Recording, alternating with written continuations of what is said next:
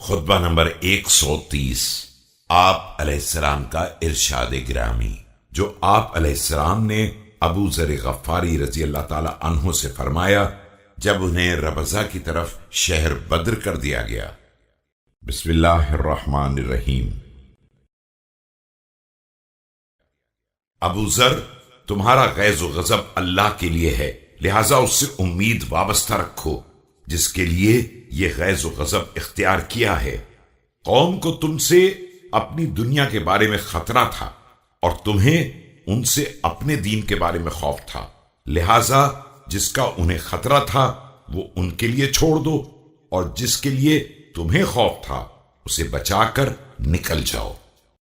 Abu Zar, you showed anger in the name of Allah, therefore have hope in him for whom you became angry.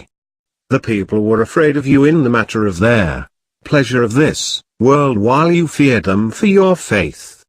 Then leave to them that for which they are afraid of you and get away from them, taking away what you fear them about. یہ لوگ بہرحال اس کے محتاج ہیں جس کو تم نے ان سے روکا ہے، اور تم اس سے بہرحال بے نیاز ہو جس سے ان لوگوں نے تمہیں محروم کیا ہے۔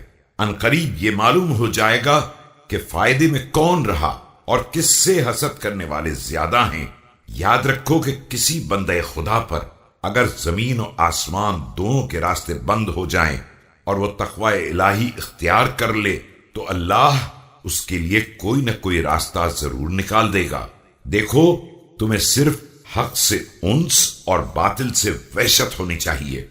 تم اگر ان کی دنیا کو قبول کر لیتے تو یہ تم سے محبت کرتے، اور اگر دنیا میں سے اپنا حصہ لے لیتے تو تمہاری طرف سے مطمئن ہو جاتے۔ How needy are they for what you dissuade them from, and how heedless are you towards what they are denying you?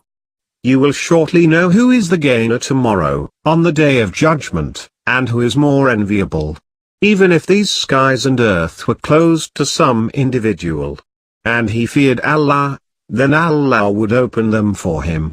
Only rightfulness should attract you while wrongfulness should detract you. If you had accepted their worldly attractions they would have loved you, and if you had shared in it they would have given you asylum.